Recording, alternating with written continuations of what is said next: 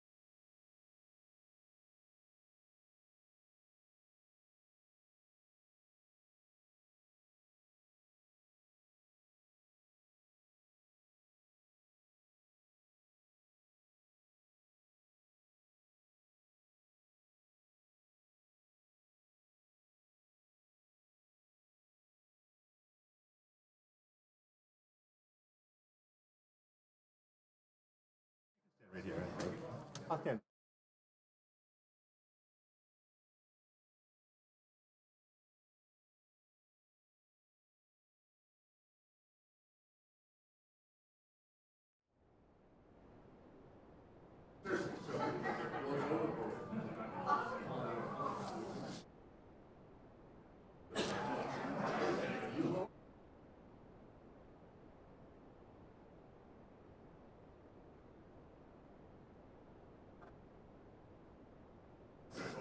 Mhm.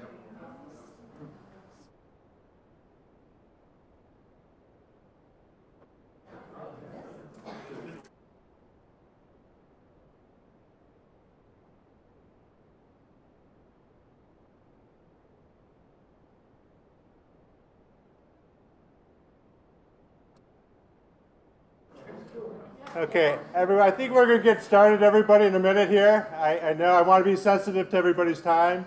And I know I really appreciate everybody being out here on a cold winter evening. So thank you for that. I know most of you in this room, but for those of you who don't know me, my name is Shane Reside, and I have the privilege of serving as city manager of Grosse Pointe Farms. Tonight, we're going to be discussing the updated master plan. The question, obvious question for some people has been, what exactly is a master plan? And it's really a tool. It's a planning document. It's an evolving document that really looks at the vision for a sustainable community and future development. And it is something that will help drive decisions of our city council, administration, and our residents, and where we want to put our resources. Where we want to invest in economic development, in infrastructure, in parks and recreation, for example, here, and a whole host of other needs and wants for the community. And so to that end, we began this process here in this room. It was a bit chaotic about 6 months ago when we began to envisioning what we'd like to see in an updated master plan. The goal really is to have community input and create a document that really embraces what the community wants to see in the next 5-10 years for the city of Grosse Pointe Farms. We also want to look at our past, how we've changed since the last master plan was approved. And that has been over a decade. So it's timely that we're meeting again and discussing how our hopes and wants for the community. There has been a lot of participation since the last meeting. We had online presence, and we had literally hundreds of residents have commented, given suggestions on things they would like the city to consider as it moves forward. And so we thank you for that. And so on behalf of our city council, our city administration, I thank you all for being here tonight. It really demonstrates your concern for the community and its future.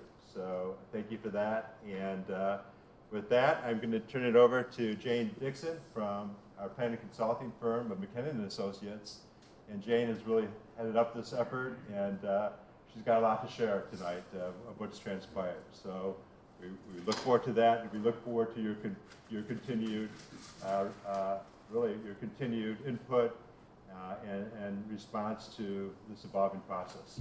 Thank you so much. Thank you, Shane, and thank you all for being here and attending either online or in person. For those of you who are joining us online, I want to just remind you you're on about a 30-second delay, so there will be some portions of the presentation that might feel like there's a little bit of a lag, but it is all coming to you live. We will just be sharing our screen. There will be no cameras of the portion of us in person, but I know you all can hear us, and I appreciate your time for joining us. Let me just try to advance this slide.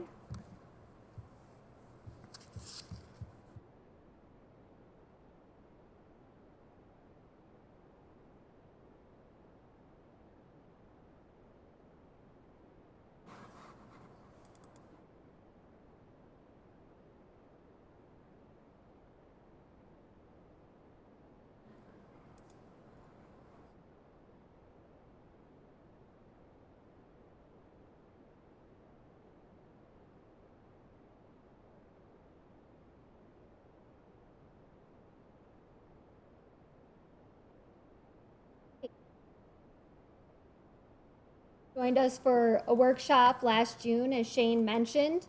That workshop, along with the online survey and comment map, became the foundation to understanding what the community wanted addressed in this plan. Through the fall, we took that information along with an analysis of the city's demographics and existing conditions and drafted sections on natural features, community facilities, mobility, economic development, and land use. Tonight we will be presenting a brief summary of the previous input, both online and what we received in person during that June meeting.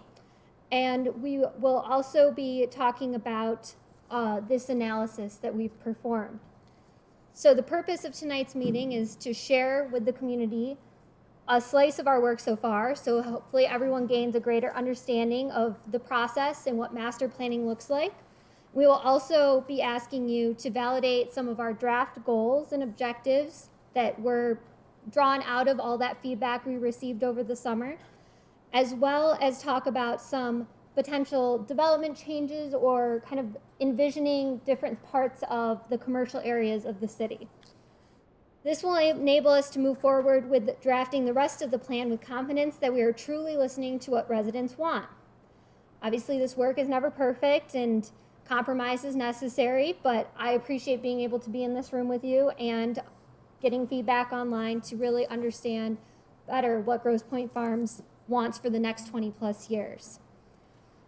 I will want this presentation to remain fluid, so after each section I'll pause for questions rather than saving them for the end. I think you'll kind of see how each of these distinct three parts are going to bookend nicely and lead into the next page. At this point, I want to introduce my colleagues. Mike Campbell is here with us tonight. He's a registered architect. He's going to be drawing while we're doing this workshop. He'll be taking in everything that you are offering, both online. There's going to be ability to offer feedback that way, and in this room. So he's drawing right now in preparation of that. And then Gage Belko is here as well, and he will be helping to facilitate your feedback and answer any questions that you have. So thank you both for being here as well.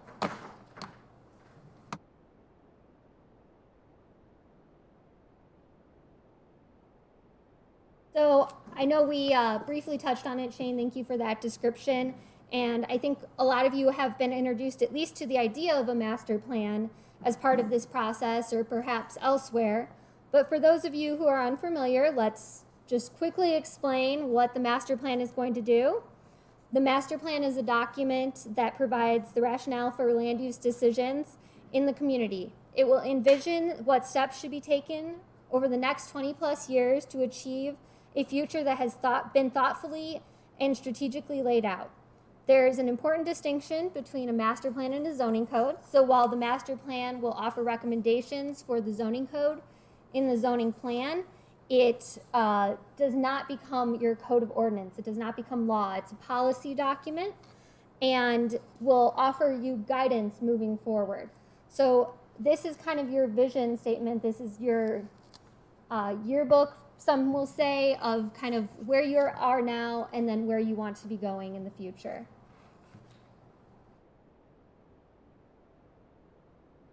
I also want to just go over some of this public feedback that we received over the summer and into the fall.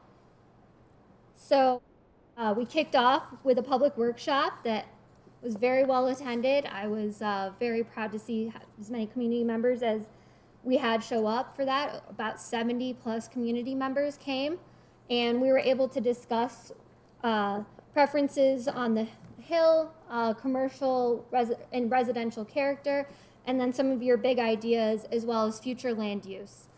As this was also augmented by the online feedback we received, where we had over 300 survey results and over 3,500 interactions on our comment map. So there was a lot of interactions going on, a lot of discussion on our comment map.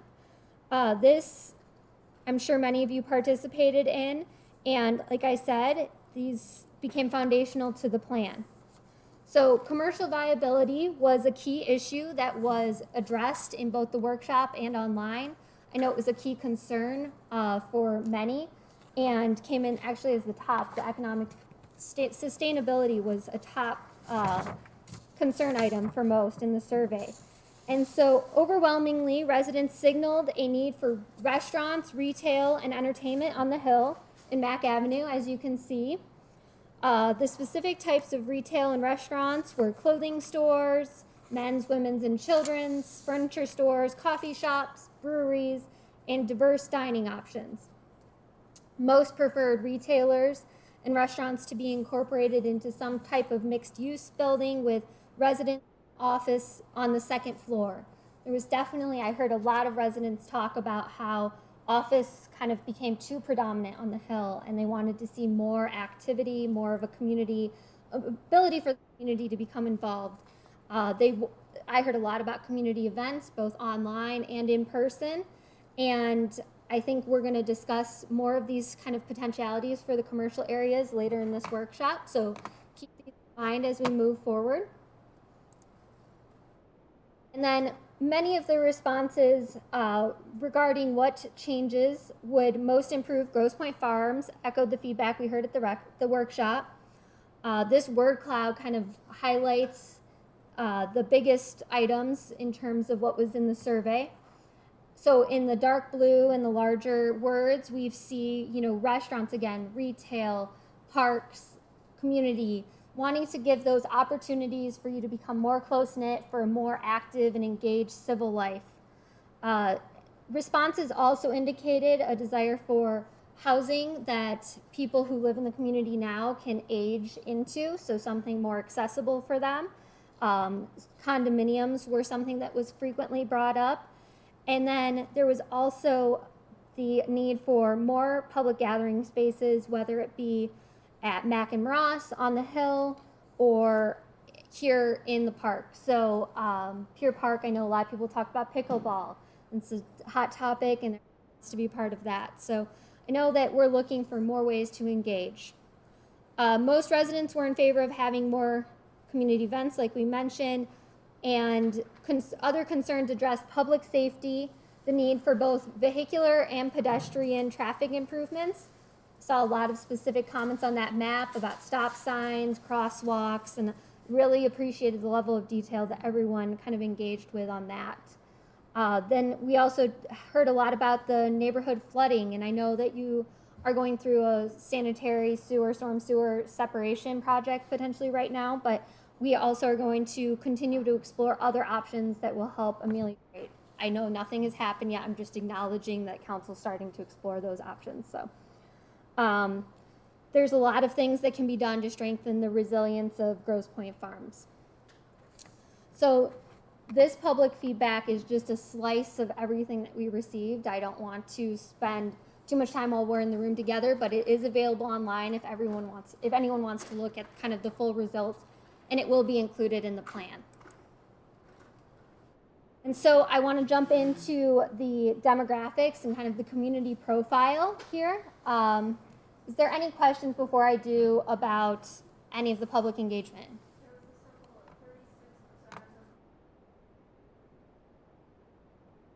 Yes. So that this was the survey question of kind of like people could select certain options. The environmental sustainability comments that we received, a lot had to do with the flooding, a lot had to do with Lake Shore and the seawall and replacing that. Some people mentioned rain gardens and wanting to see some natural options in terms of kind of other ways for there to be less impervious surfaces in the community.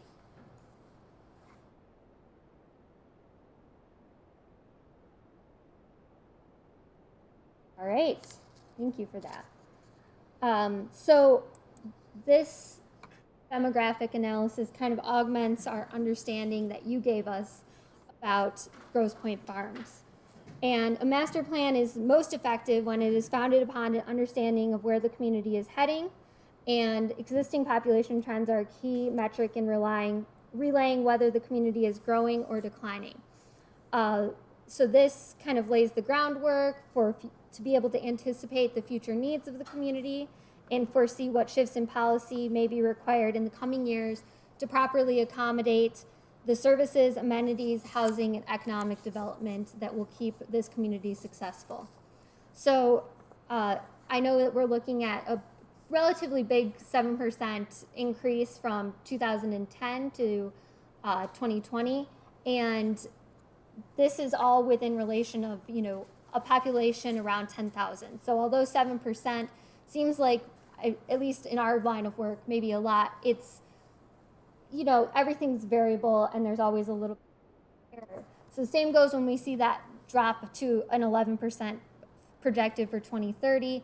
This is projected by the Southeast Michigan Council of Governments, and this kind of goes along with regional trends and what we think might happen, but we kind of think your population will stay largely stable with potential for a little bit of decline.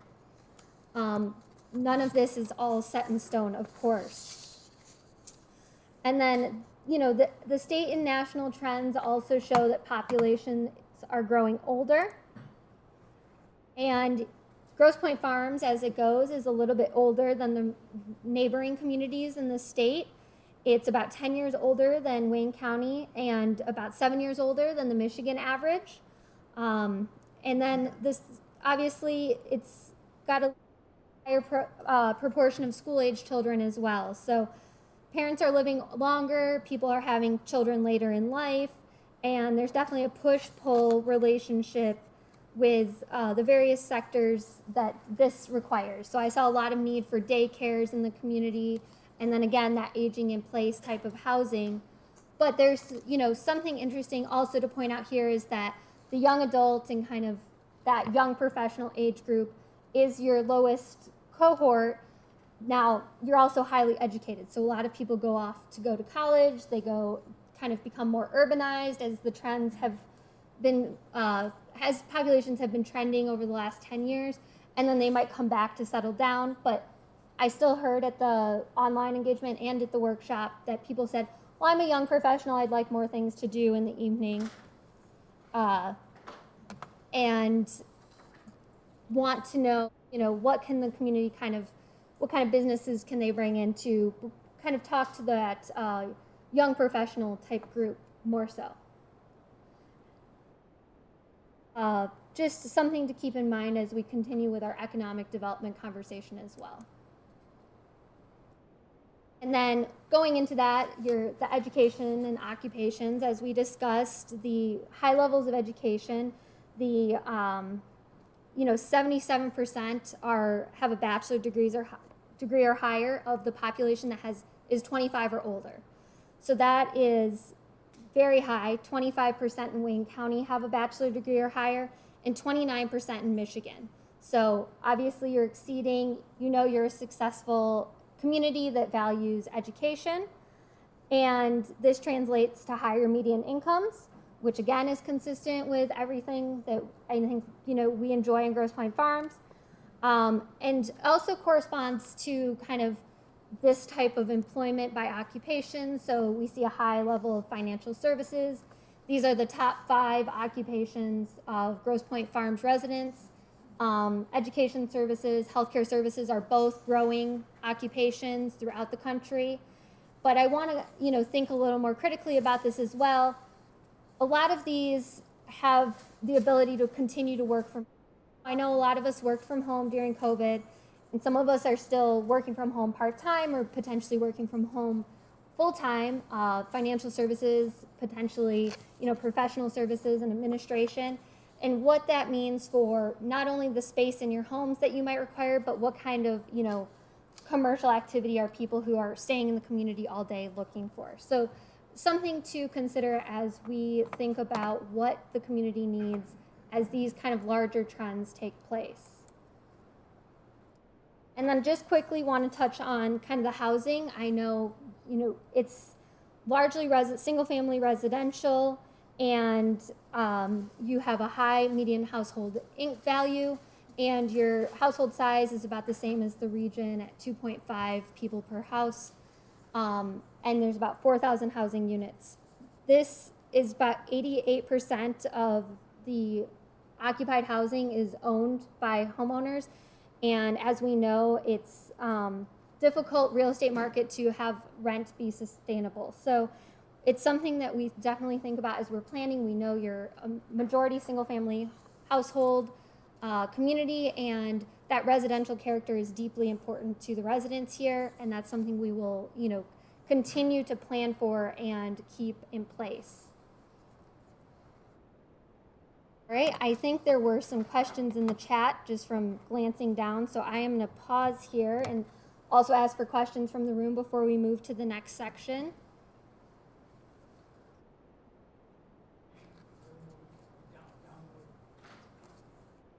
Yeah, it will be available online for you to download. Yes.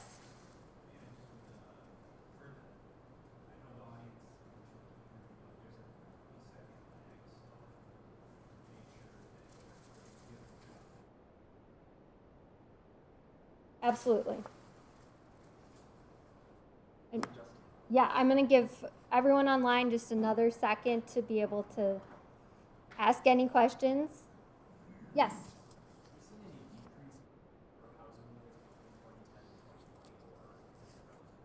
It was actually increased slightly, but relatively nothing that's really significant enough to focus on, I will say. Question in the chat is, does the median income figure compare people as well, or just? So I'm going to repeat the question so everyone can hear it. The median income figure is all households, so it's not just working people, it's everyone in the community, and that's from the census 2020 statistics.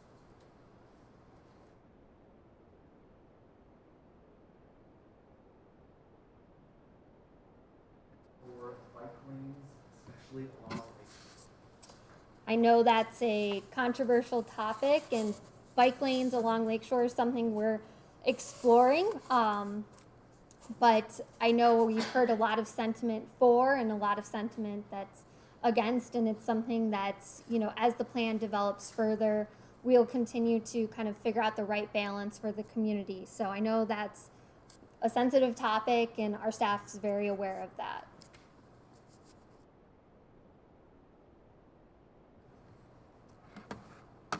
Just a note to repeat questions.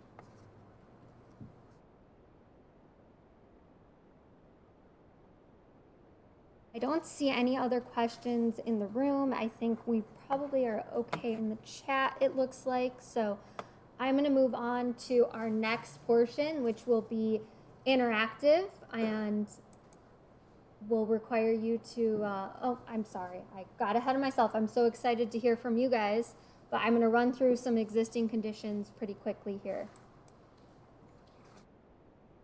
The existing land use, as you can see, and as we just discussed, is almost is largely residential. It's close to 85% residential, and obviously there's limited land. You're landlocked on 3 sides and waterlocked on 1 side. So you share this challenge of many other built-out cities in the Detroit area. There's little to be developed, and all land is pretty much privately or publicly held. There's not a lot of change in hands in terms of developable land. So most developments occurring through additions, renovations of existing buildings, rare event of a demolition. And given that the city is well established, land uses have remained relatively constant. The predominance of single-family residential uses throughout the city has meant stability since the middle of the 20th century. And few land changes have occurred in the commercial districts, where a few new businesses have been built in the last 20 years. But again, things have largely remained the same. And in order to create a comprehensive plan, it is important to recognize the regional and national land use trends as well as what's going on in the city. So I just want to, as we think about, yes, there's a lot of stability here, which is a great thing. We still have to plan to ensure that we keep having a great community. We also want to talk about some land use trends that might be applicable or appropriate to think about here in Grosse Pointe Farms.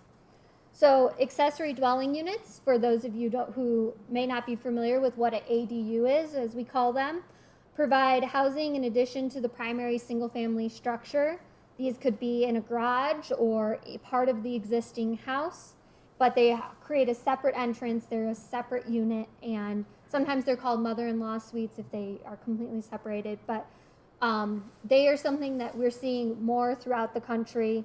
And some municipalities have extended the use of ADUs to add kind of these housing options for seniors or young professionals who are coming back into the community, access to come back where they might not be able to afford a full-fledged house immediately, or if they have a limited income as a senior, they are looking for something a little more manageable. Again, people are living longer lives, and people over 60 account for nearly a quarter of Michigan's population. And so we are continuing to think about what age-in-place housing looks like. People want to stay in their communities. They don't necessarily want to go to a nursing home, or that might not be a viable option. But keeping housing on a single floor, or keeping things that are accessible in terms of physical mobility, is really important. And as the city continues to grow, I know that the residential makeup will continue to age, and it's something we want to keep in mind, that giving people these options to continue either living in their homes in a financially and physically sustainable way is a way to keep that solid community base that you have already kind of created here. And then housing character, as we discussed, is incredibly important here in Grosse Pointe Farms. You pride yourselves on the character of your neighborhoods. And while there's been relatively small number of rebuilds on residential lots, the city can be aware of how other communities have created design standards to offer new developments a way to fit within the existing context of the neighborhood. Many older communities have placed certain controls on new homes that do not fit with the established design of homes in the community, and make sure that the restrictions allow these new builds or changes to fit the style and level of detail and materials that we've seen historically throughout this community. And then we've talked about it a little bit thus far, the work from home portion. I think are working from home. That's what our studies show. While it's not as many as we saw during the pandemic, it's still something to think about when we might want co-working spaces down the street. We might want a place to go for lunch. We might do our errands on our lunch break more easily in our own community than we would if we just were working in the office in downtown Detroit and have to think about how are we going to juggle all of this. So it does shift the land use ideas a little bit, as well as the physical space that people might want in their homes. These ADUs, again, can be really utilized to create kind of a separate office for individuals. Another point I want to highlight really quickly is kind of a more granular view of these residential lot sizes. So there's a large grouping of these lots that are less than 1/8 of an acre, creates some zoning challenges. So as this master plan is going to address kind of potentially updating some of your zoning code and recommend policies, we need to think critically about how we allow people to renovate, update, add value to their homes on such small housing. And this is kind of a great way to visualize that. And so just something to think about as we're working through this plan. Leads into, I think nicely, our next topic, the last one of this section, is kind of the vegetation cover. So tree cover was hugely important to the community when we heard the feedback over the summer. And you can see that the areas with the densest lots are the areas with the least amount of trees. Something we need to think critically about when we're recommending what types of trees to plant. We can think about what's going to be sustainable, what's going to make sure that nothing is upsetting your current underground utilities, plumbing, sewer, and how do we continue to grow the tree canopy that really adds and contributes so much to the city's character. So that's just another point of kind of these existing conditions. And we have lots more. It's all viewable on the website. But I, for our time's sake, going to keep us kind of to those topics. And I'm going to pause for online to ask questions and anyone in the room.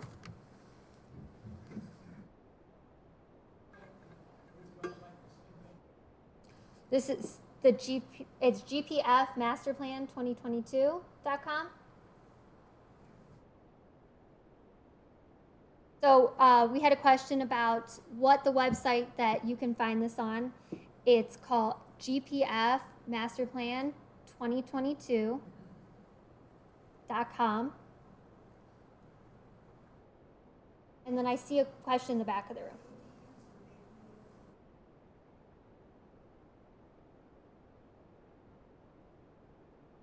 So we had a question that's asked if the accessory dwelling units would be able to be used for Airbnbs.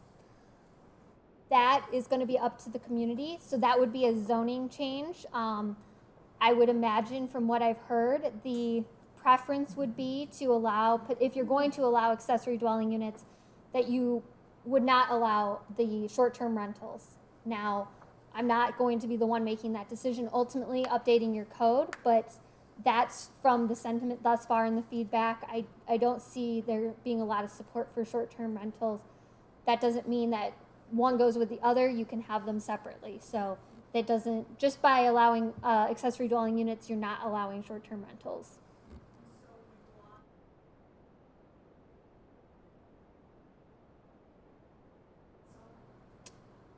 So we had a question on a follow-up to that asking if long-term rentals would need to be changed in the zoning code. Do you mean you wouldn't want to see long-term rentals for accessory dwelling units as well, or you?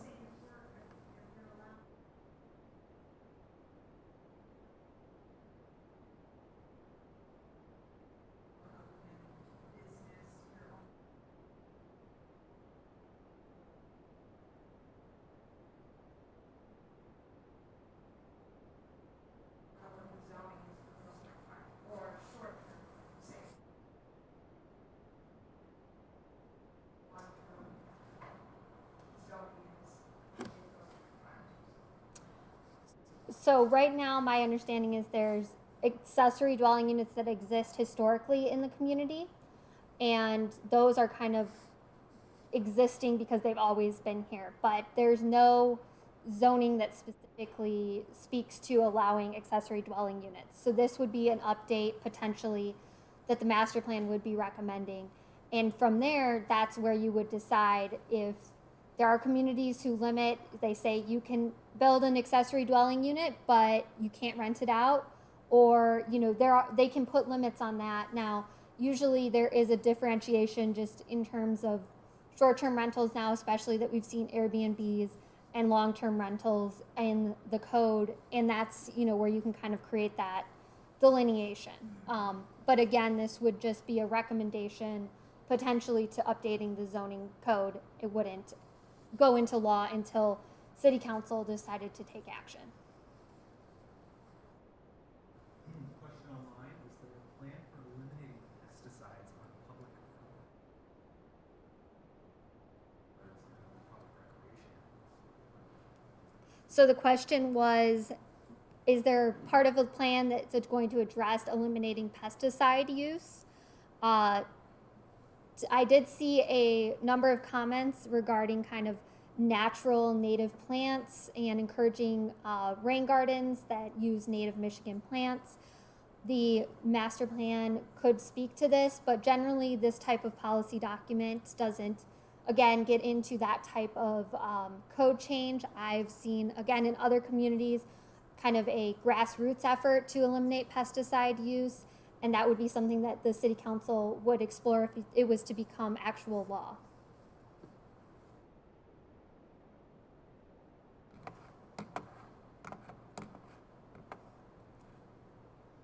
All right, seeing no more questions on this section, now we get to jump to the fun interactive portion. So this is going to be feedback for both everyone in the room and online, which is kind of why we have this current setup going on. It will make more sense now. If you can go to menti.com and join us using this code or scanning this QR code. So if you have a smartphone, take that out. There's also, for those of you in the room, on the tables, there should be a QR code to scan. For those of you who do not have a smart device, We have feedback sheets. If you need one of those, Gage has them. Just raise your hand and he'll get that to you.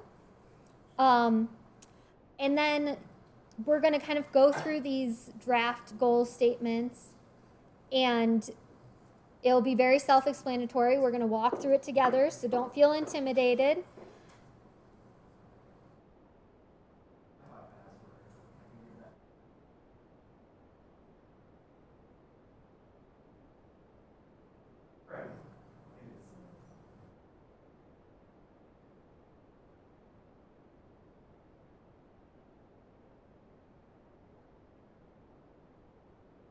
U, lowercase d, lowercase p, number 8, and a dollar.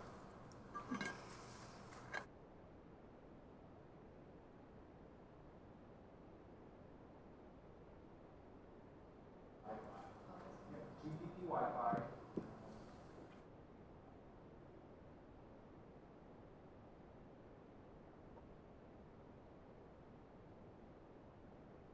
U, lowercase d, lowercase p, the number 8, and a dollar. It's getting a paper version.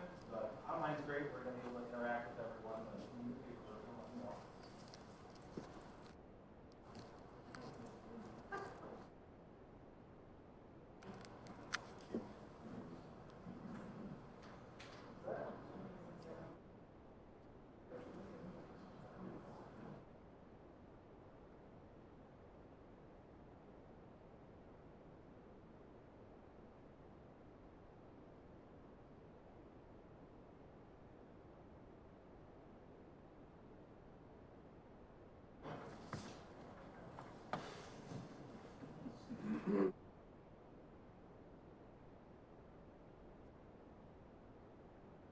All right, I think everyone has either a paper copy or has been able to join us online. And if you're just joining us, no problem, because you will be able to go through all of the questions. So don't worry, we aren't going to leave anyone behind. So what we're going to do is we're going to go through each section kind of the analysis of the plan and validate the draft goal statements that we came up with based off of your feedback. So this is the time we can create change, revision. We'll get to the end where we'll discuss it more and we can have some fluidity. I don't want to get stuck too much on the verbiage. Let's try to measure the sentiment on a scale of 1 to 5, strongly agree being 5, strongly disagree being 1. And we'll also be able to kind of see what's going to be the highest priorities for you as a community from this as well. So just talk briefly about kind of more of the detail of these goals, because I know that it can be a little bit open. That's kind of the point. We get into the objectives underneath the goals, and it gives us a way to find that path forward. So supporting the enhancement of the existing urban tree canopy is goal 1, and then goal 2 is increasing community-wide resilience in preparation for future flooding and storm events. This could be looking at zoning language that helps encourage pervious surfaces in parking development, possibility of offering a rain garden credit pilot program, working to understand a naturalized shoreline along lakeshore, continuing to promote tree planting throughout the streets, parks, and public areas, and establishing a tree inventory for all public trees. So that's, we have a way to get from A to B. They're not just here to make everyone feel very nice and warm and fuzzy, although hopefully these do. I think everyone loves trees, at least for the most part.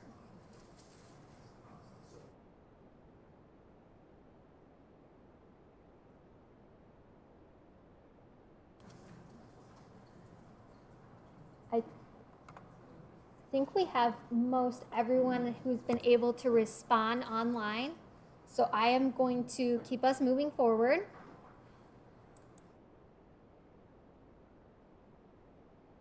Economic development goals. We're looking at enhancing the vibrancy of the commercial areas by encouraging diversity of businesses, supporting a localized economy, and then assuring that new development maintains the aesthetic standards of the surroundings. So we can develop standards that activate public spaces in the alleys or streets and sidewalks.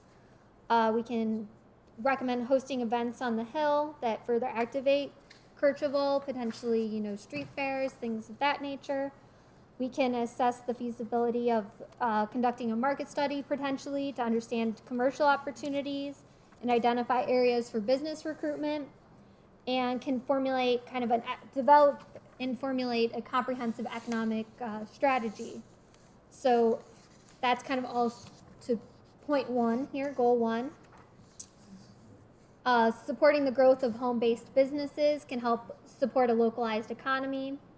We can create training and networking programs for small businesses, and again, activate the Hill with midday events to potentially engage a growing daytime population. And then for kind of goal three, we can identify and analyze potential redevelopment sites and ensure that those projects comply with city design standards. We can also introduce landscaping, streetscaping, and public art standards into the zoning code.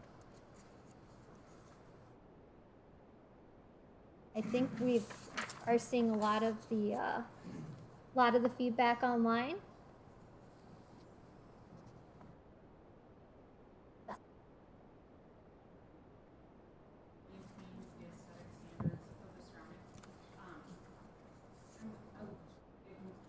Make sure that one of the great things about diversity of housing stock and the diversity of building stock. So a certain style, is that what you're implying, or am I misunderstanding what you're saying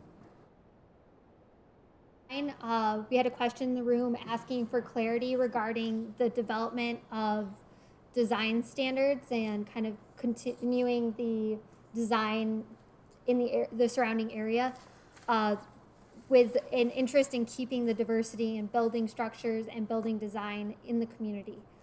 And to answer the question, so this is focused mostly on the commercial area.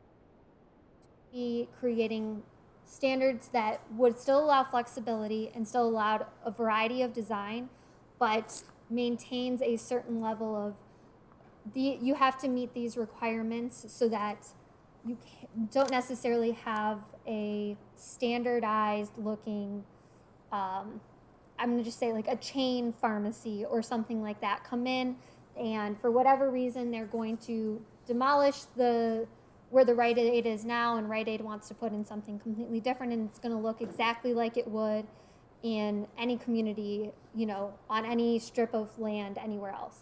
So a lot of communities, to ensure that they have some level of standard, because all of the rest of the architecture along that street is to a certain, again, standard, they will put in these requirements that, okay, you have to at least meet and get this many points by using brick or using these kind of details. And so it still allows the developer to have flexibility. You still won't, it's not going to be a cookie cutter, okay, you have to have 3 stories and it's going to need to have windows exactly like this. It's just a way to ensure that new development that comes in continues to complement the development that already exists. Yes.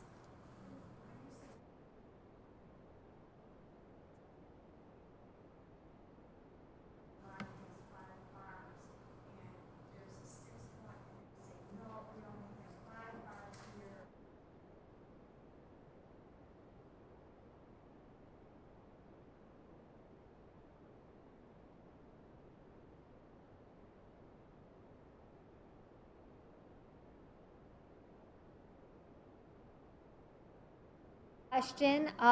The question was, how do you accomplish diversity of businesses? Do you restrict? So if there's 5 bars on one street, does that mean you can't have another bar on the next street?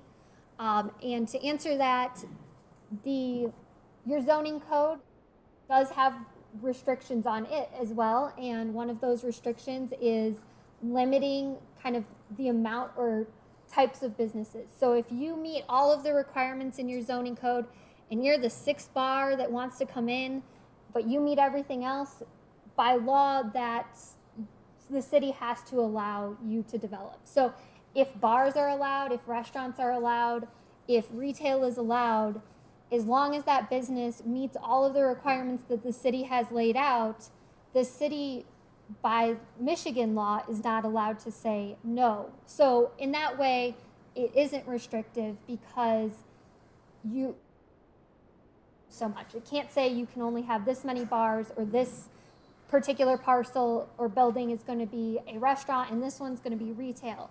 What can do is encourage and find ways to invite new types of businesses. So if you want to bring in, there's economic development strategies that can, be incorporated into the plan that will encourage restaurants by offering ease of access to outdoor seating, or by getting the opportunity. I'm not saying this is the right fit for Grosse Pointe Farms, but for a rooftop bar, for instance, where investment becomes attractive to that type of development.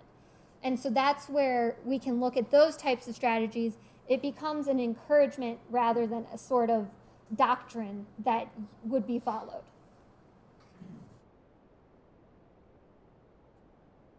Right, I think we can move on to the next set.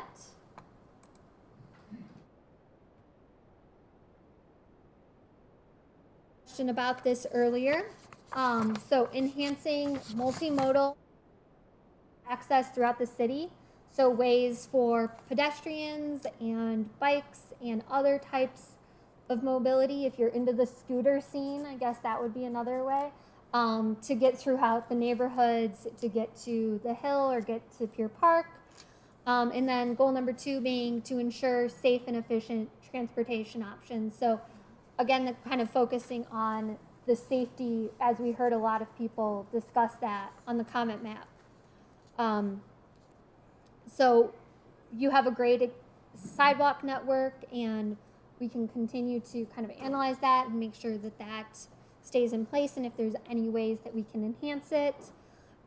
We can potentially have dedicated bicycle and shared use facilities with pavement striping, or other places where we can add access where biking becomes a little bit easier.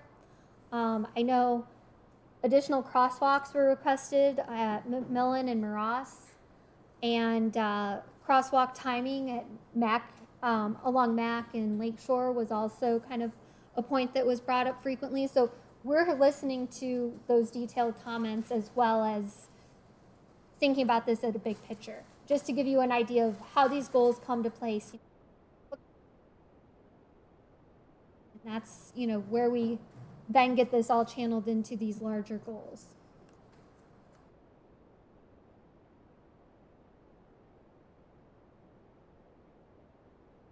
Yeah, thanks. I love this.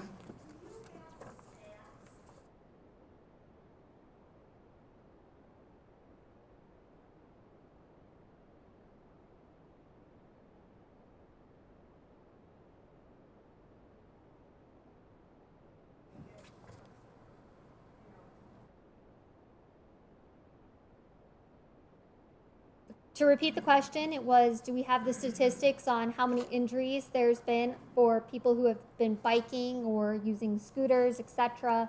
I think we could include pedestrians potentially in that as well. We don't have that right now, but it's something we can work with police to get and incorporate that as a further piece of analysis. I think that's a great point. That there would be lines in the streets and scooters laying everywhere, or having like logo stations and everything else. So to repeat the question, it's, will there be lines in the streets? Will there be the scooters, like the bird scooters and everything lying about, or the MOGO bike share? Would that be part of this? Not necessarily. So MOGO, again, is kind of a public-private partnership, and the city would have to pursue that if that is something that residents wanted to see. So far, I haven't seen a lot of support for something like that. Same kind of goes for the bird scooters.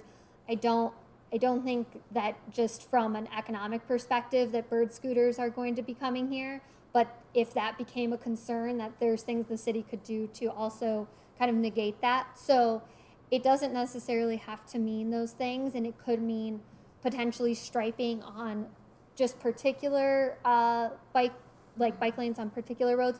But I know in talking with the administration that they've done quite a bit of work and studies on the streets and striping, and that a lot of that isn't necessarily viable just in terms of on-street parking and traffic flow. So we can look at ways to improve those crossing options and things like that, where you have a great sidewalk network, but where can they be enhanced for safe crossings, things of that nature. So it talks to potentially all of those things, but figuring out what it means for Grosse Pointe Farms would look like that.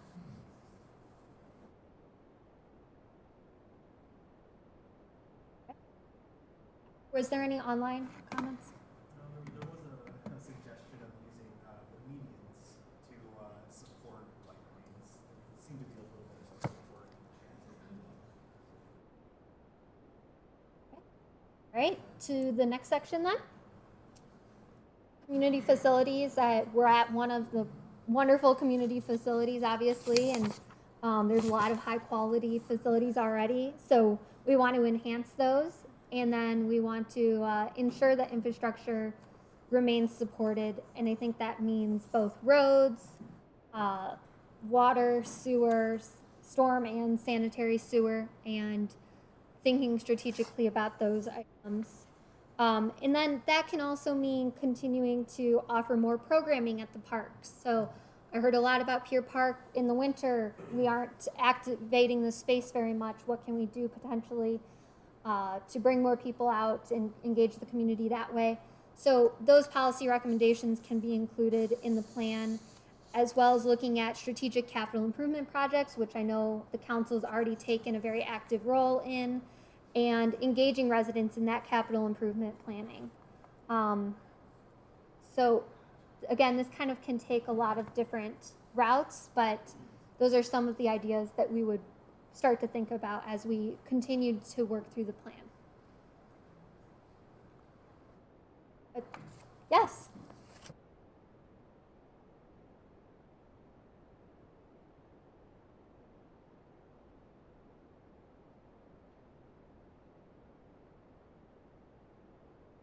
Ways to make things more sustainable, like roads or and like as we update sidewalks, like that in.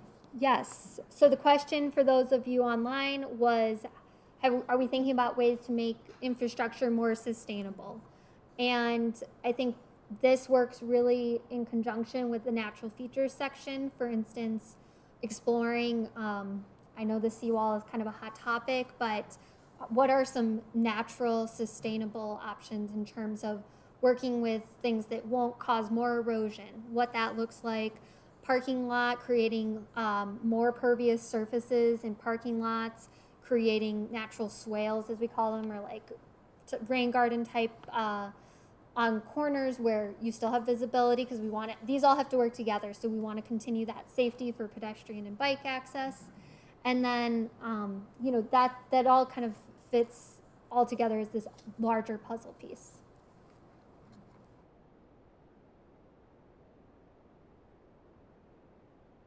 All right, I think we have one more, so I'm gonna move us along. So in terms of land use, which kind of the crux behind a lot of this, the goals could be maintaining the unique and traditional look of Grosse Pointe Farms by keeping design elements cohesive and true to form. Maybe this speaks a little bit more clearly kind of to that design question we had earlier. And then meet the changing needs and preferences of residents stages of life by offering a variety of housing options. So that speaks to that aging in place component, potentially condominiums or those accessory dwelling units, and creating spaces that fit with the community. Something we'll talk about kind of as we move into the design workshop component is the idea of apartments or condos above storefronts on Mac or on the hill. So there's a variety of ways to accomplish this. It doesn't mean large senior centers or senior living necessarily, but keeping it in mind so that residents don't feel displaced. I think it's important to note that these questions aren't necessarily in contradiction with one another, right? Like, you can keep the unique traditional look of Grosse Pointe farms at the same time you work with unique needs and residents, correct? Correct. So for those of you online, the comment was these don't have to be in contradiction with each other. You can meet the preferences of residents and kind of the changing needs that they might have with keeping the unique character and design elements. And in fact, I would hope they would work together. So exact opposite of being opposed, I think they can work together and create a stronger residential community. Are there any other questions on this goals and objectives section? Okay. Well, I would love to hear, we have one more option for you to share what your top priority is. So if we don't have a goal that you want to see that's incorporated in the plan, you can offer it here. Or if you like one in particular and you want to expand on that, you can feel free to type that in as well, or if you're using the paper form to write it down, or if there's something else you want to talk about, and just shout it out. I'll give everyone online a second to fill this out as well before we go to the next section.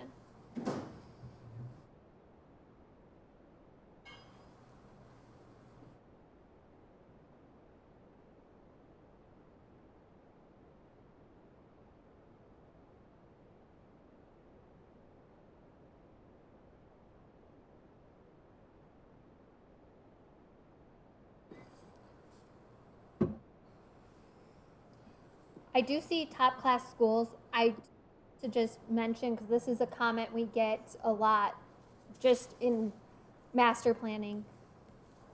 There's very little planning for the public schools that can be incorporated into this type of policy document. It's just the way that this is structured, the way that the State Enabling Act works, in what topics and how we can affect the schools is very limited.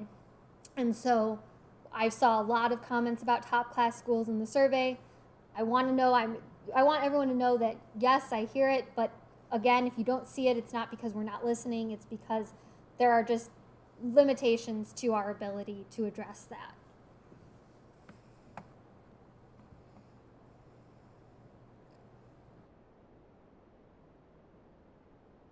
And these are all items that, again, we've seen in the other feedback forums as well.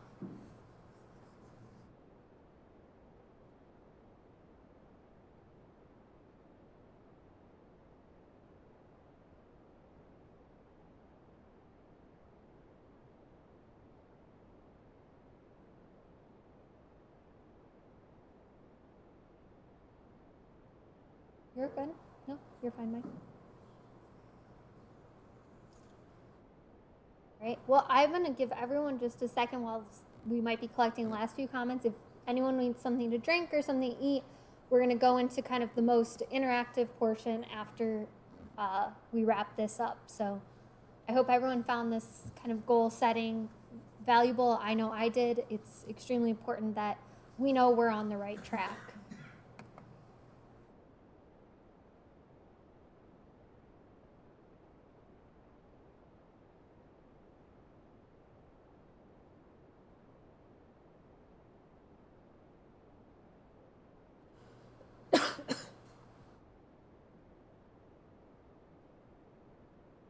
All right.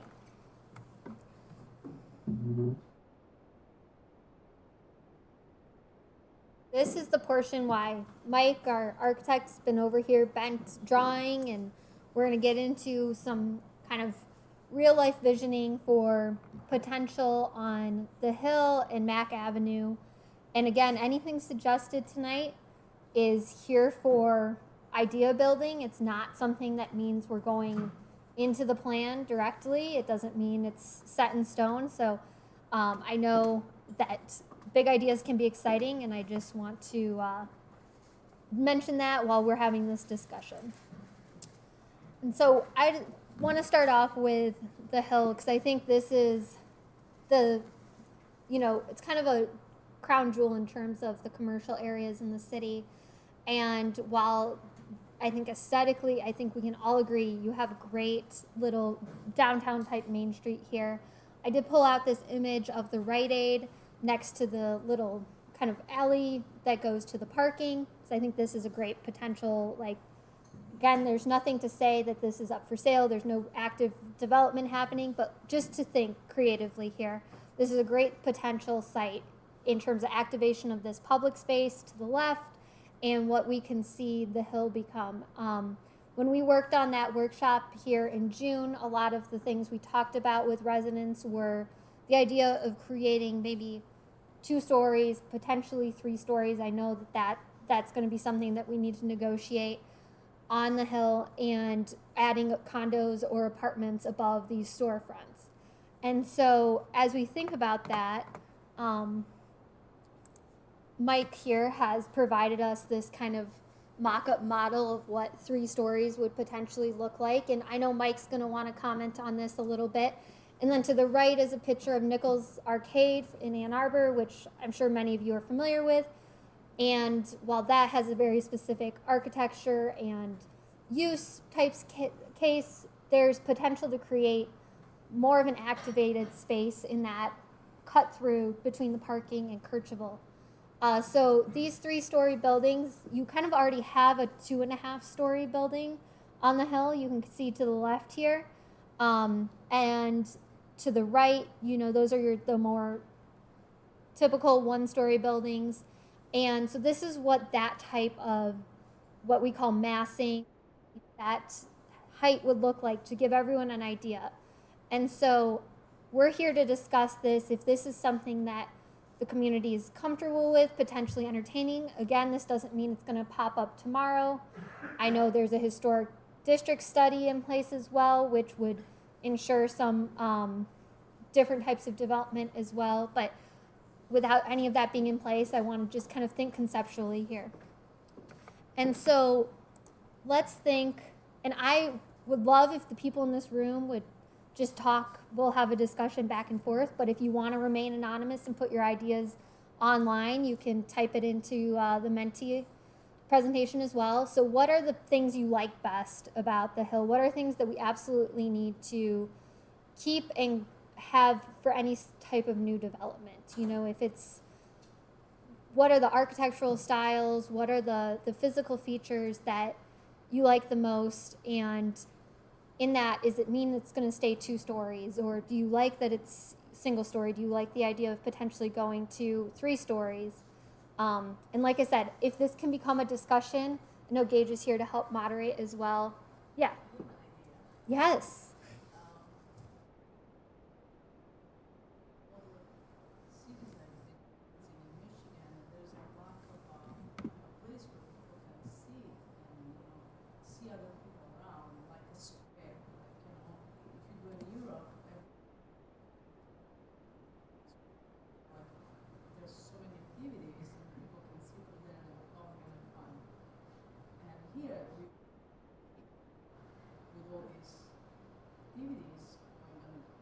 Sides, and sometimes there's a lack of community there because there's just for sleeping purposes, housing, or commercial.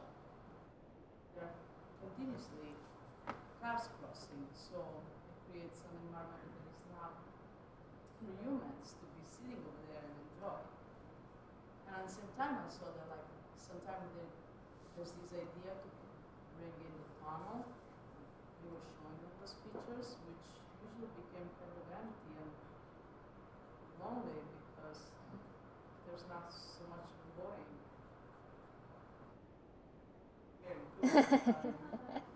So maybe, find a place where create the plaza would be nice. So for those of you online, I'm just going to repeat succinctly, we had a great idea for creating a town square or plaza.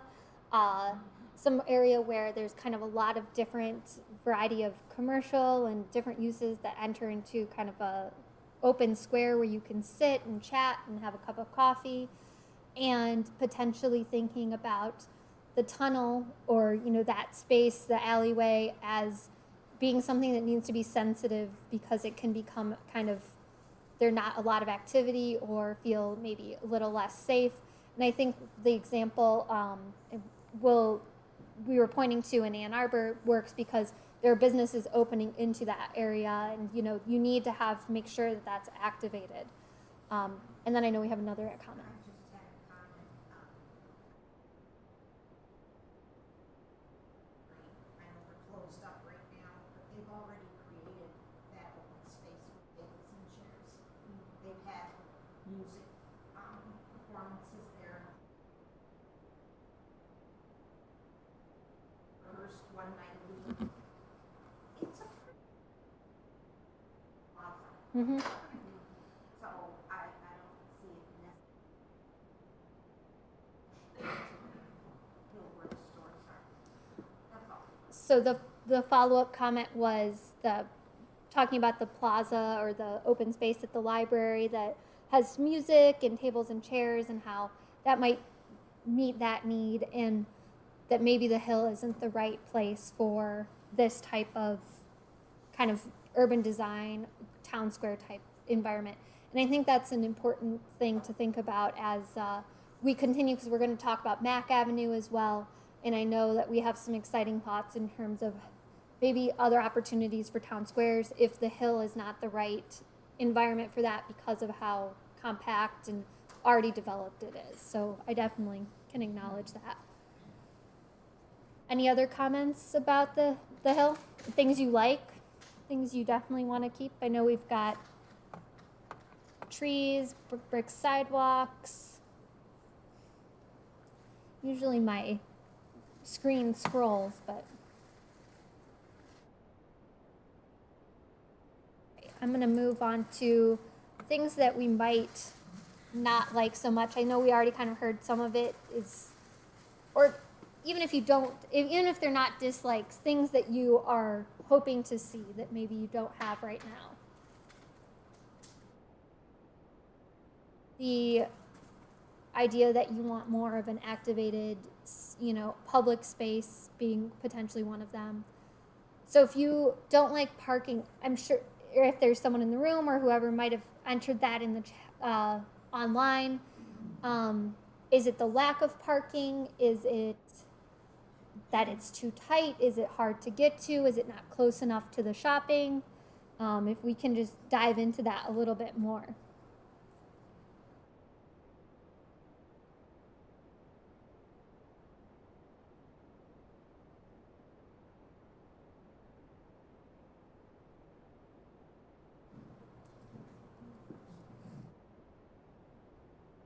I hear lots of whispers.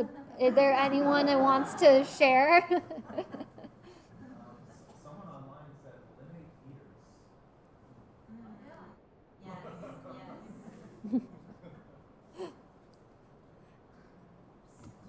Yes, we have another comment. outdoor dining.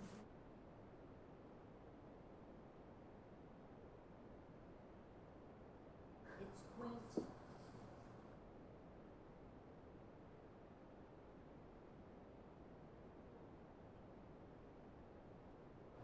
Other towns that are similar like that is the whole have it, it's enough. That's all. We had a comment from the audience that said that we have enough outdoor dining, and that although it was popular, it's been addressed. And just for those of you online, so you know what's being said. I know we have another comment. No, there's really only 3 that have outdoor dining, and if anything, we do cafes, especially for our youth, and especially since COVID, because there is a mental health crisis, and when you're around community, loneliness is killing people right now. So, in order to help that, we need more community, and we need more coffee shops or spaces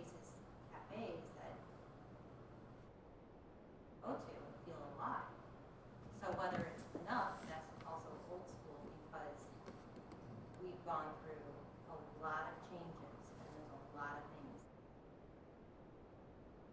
Can't afford another office space. So for those of you again online, I was put much more eloquently than I will succinctly summarize it, but the need for more cafes to be able to encourage a stronger sense of community, more areas for people, especially young people, to come together and address kind of this need for community that can help alleviate mental health issues and this lack of connectivity that we've kind of seen, especially since COVID. And so the idea that encouraging cafes or outdoor dining, even potentially, is a way to do that. I know we had another comment in the back of the room. Hi, I'm a newer family to the community.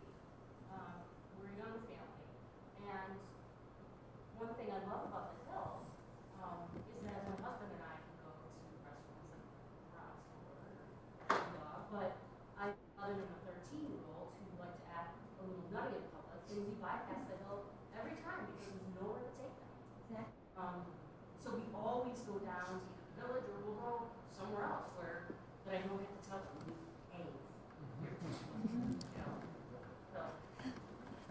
behave. So the other comment was that, having an 11 and 13-year-old and being able to take them somewhere that you don't have to say you have to behave, although you enjoy going to places like the Bronze Door, maybe for an adult night out, it's not always somewhere that you're going to take the kids and you'll end up just going to another community. And I think that's really speaking to a lot of what we heard in June and online was this need for more diversity of options, because it's kind of, as we point out, a little sad that we can't stay in our own community to at least have one or two options to take the kids out to dinner or even just stop for lunch or whatever it may be. So I think that speaks to this really strong desire to have diversity of retail and especially dining options, cafes. Yeah, retail, bookstore.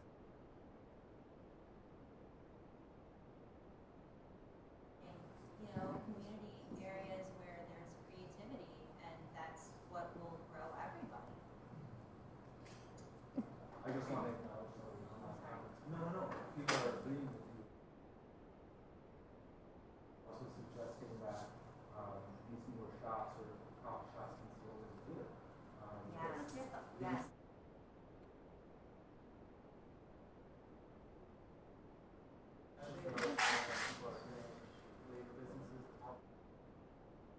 We were just acknowledging the online comments to the room. So for those of you online.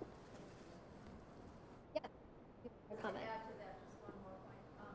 When my kids were like in high school, well, in junior high, they all hung out at the village, right? And I remember when I was in high school, where all the kids hung out. When they get into high school, Nowhere. They still continue For like 12, for 13 to 17. High school, nowhere for them to go study outside of the library. I mean, it would be nice for them. Girlfriend or live whatever.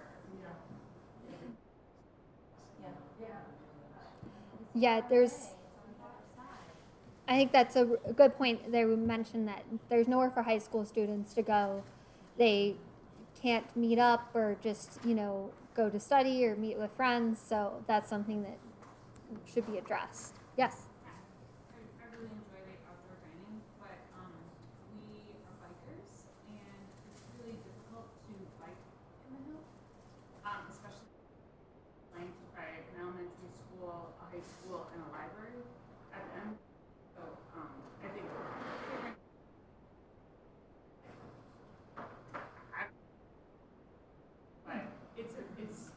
it's difficult when you have like there's 5 of us biking and I've got like a 5-year-old on a bike with train wheels and kind of bob in and out. I really want to take him into the street where the parking is crazy, but if we're on the sidewalk, we end up just basically getting off our bikes.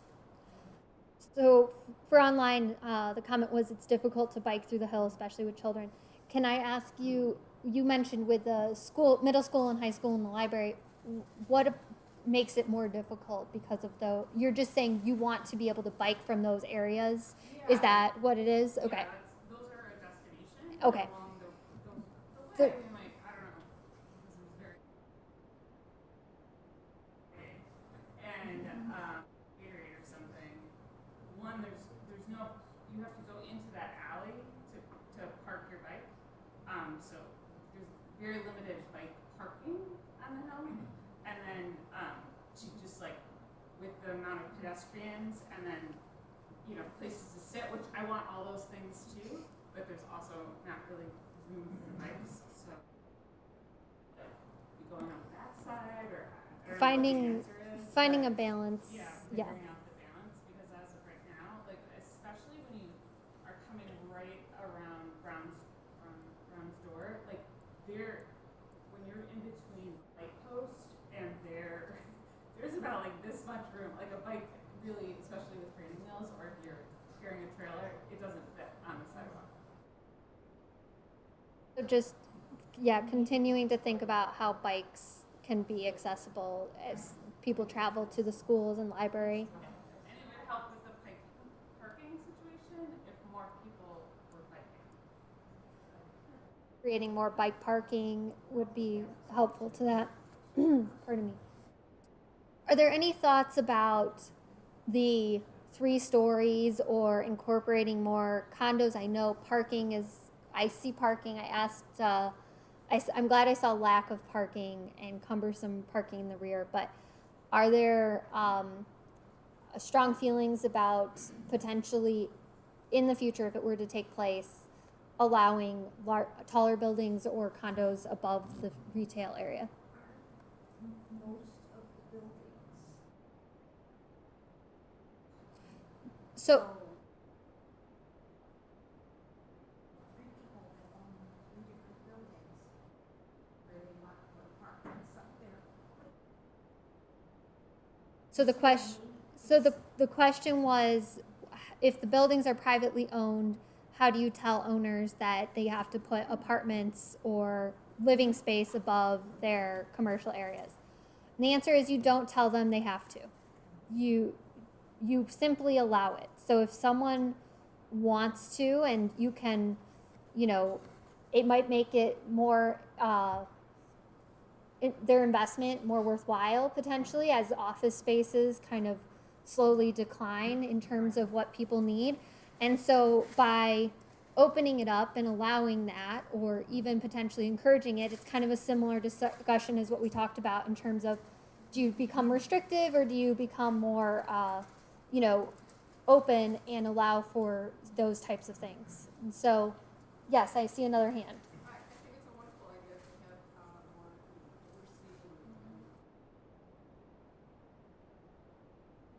great, it brings more life and things would stay open a little bit later. So we just heard a comment that was in support of allowing living space, and maybe it would bring more vitality to the area as things would stay open later. I know there might be some comments online. If there's any more comments in the room, I do want to move on because I know we've got 2 more things to talk about, and I definitely don't want to keep you here more than 2 hours. So I'm just cognizant of time. Were there comments online you wanted to share, Gage? They are just in support of more bike infrastructure, safer paths, but folks are saying that there might not be enough parking to allow for our buildings and residents. That's something to consider as well. So the need to balance parking with, if there were new residential development allowed, would be something that would absolutely have to be kind of addressed or taken into account. So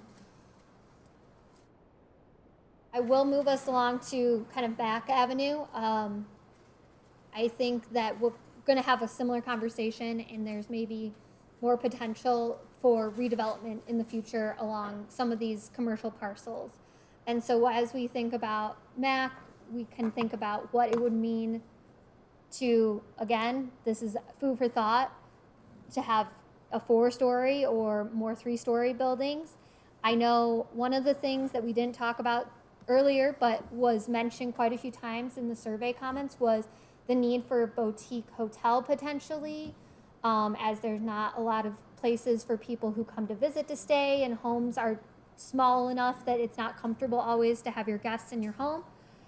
A building like this, which was kind of mocked up across from Village Market, would, potentially fill that need, or again, you would have more spaces for condos or housing that would allow older residents maybe to transition into something smaller. And so I want to, kind of hear people's reactions to these ideas. And we're going to do a similar type of prompt. So what are things you like currently about Mac? And then we'll talk about things you specifically don't like. But broader than that, even, what does everyone think about kind of higher buildings? What is the comfort level with going to 4 stories?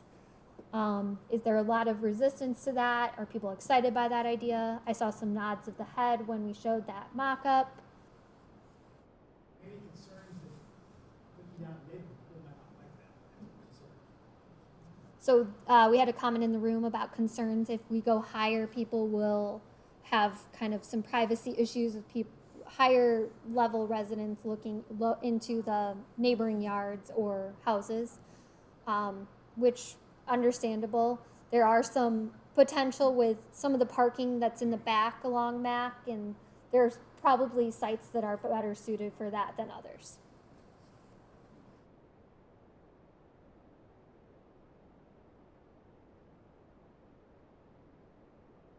Reiterating the parking balance. Online is kind of bringing up the need for parking balance again. And so the good thing about, I'm going to go back really quickly, and people are still going to be able to offer their comments on this slide. So one of the things, we call this a podium building, and the way it's constructed is you can have parking on this first floor potentially, although what I've seen and I think would work better in this scenario would be this kind of, this building, because it's on the triangle, is not the best example, but you can do commercial on the front, so you could have commercial on fronting Mac, and then the back half could still have parking spaces as well because of this type of construction. And in some cases, they do parking all below, but I think because you're trying to create a retail corridor on Mac, you would want to continue to have commercial that's facing that. And as we think about Mac, I want to talk about the Mac Avenue corridor plan that kind of is encouraging more of this this type of development and more of the commercial that would be vital. Yes, I see a comment. Across from Village Market at Mac and McMillan, is that right? Or McKinley? No, not across. So on this side of Mac.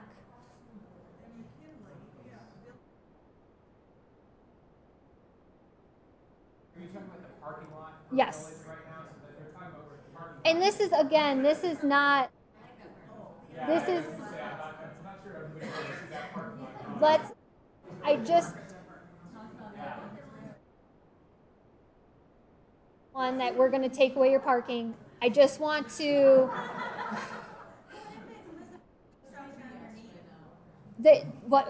potentially could be parking underneath.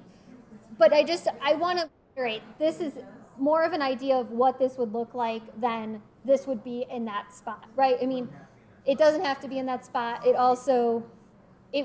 probably won't look like this either, but are we okay with 4 stories? These kind of things, more in a conceptual level of thinking rather than, we're not taking anyone's parking away. Again, to some other people's comments tonight, privately owned, we're not doing anything in that regard anyway. So I know there's one comment over here, and then we'll get to the comment back there. Oh, I was just gonna say, yeah, of having kind of the taller building on Mac and also potentially a boutique hotel or something like that. We have so many beautiful venues for events and weddings and things like that, but people have to stay so far away, and so I think that drives some of that business away. So I just think it's a great idea. I'm sure that the parking can be figured out. So we had a great point about you have a lot of event venues and people have to stay far distances in kind of a boutique hotel or creating space for that would be really helpful for that type of a venue, and the parking can be mitigated. We have 3 more, so I'm going to go this one in the middle, and then we'll go back there, and then we'll go back to the front. My question is for Mr. Lucy. Here, what might happen? Oh, we have a. That's gonna be the next That's page. there too. Next slide. It's coming up. Yes. All right, so I live on right by Village, between Mac and Ross, I'm between there, and all summer long, fire. Racing cars, they're in the middle of, the higher, I say, because that's not gonna fly. So It's a problem that's on, but we can't control that, but it is, if you live on.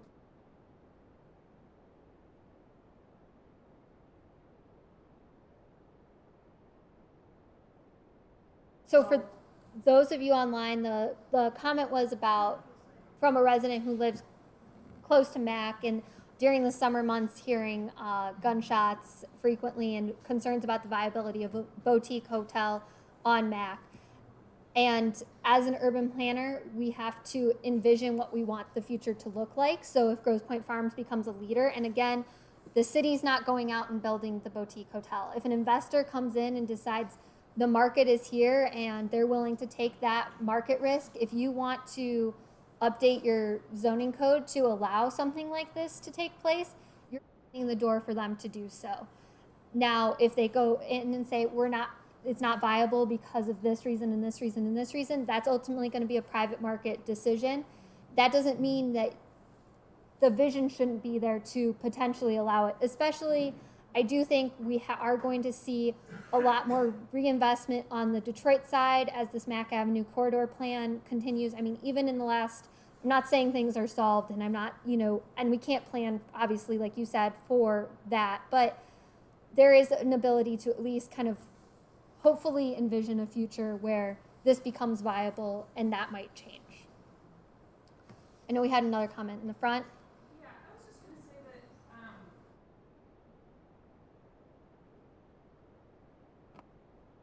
I think the people that live in the community should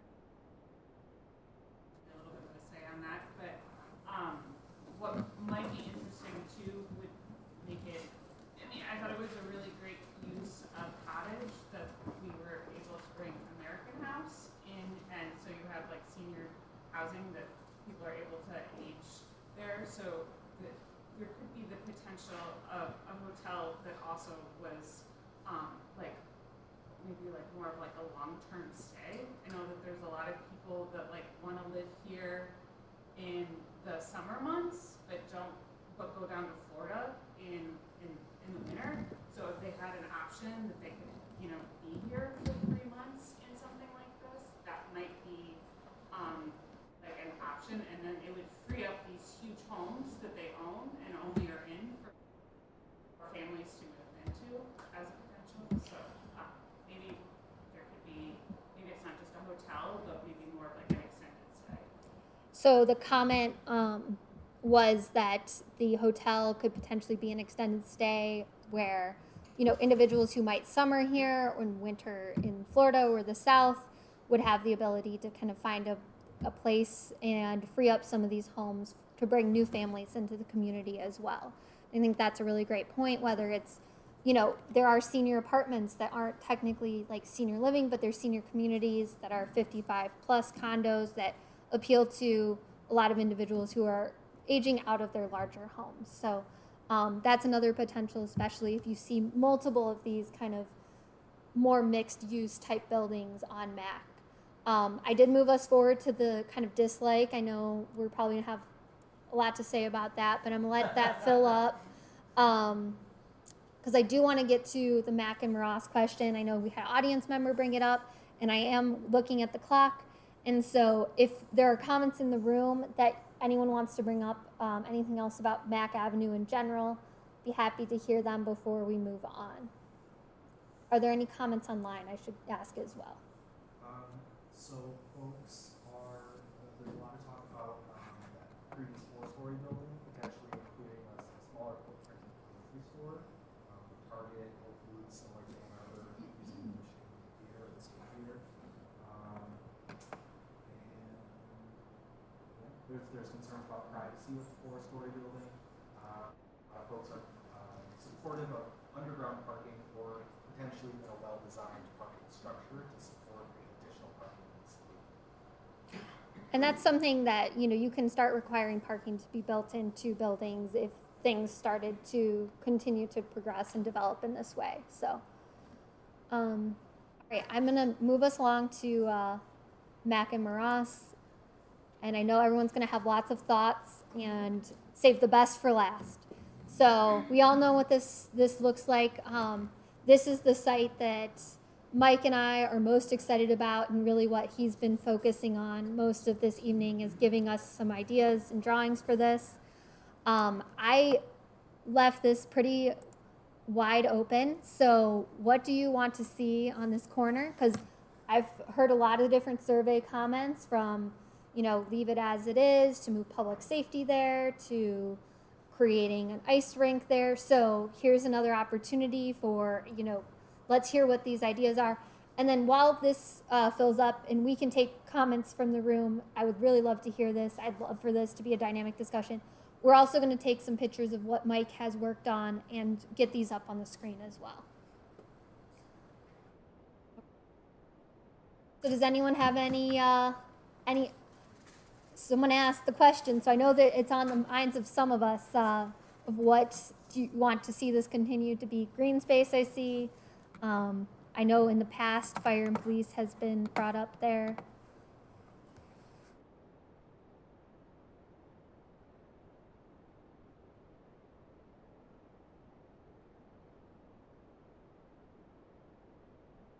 Great goals.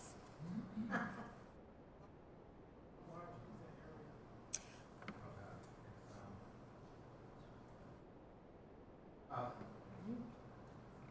500 feet long and 280 feet wide.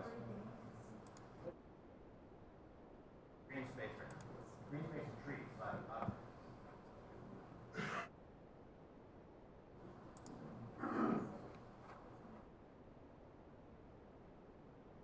Great. I'm going to pull up this photo for everyone to see from Mike's drawing here.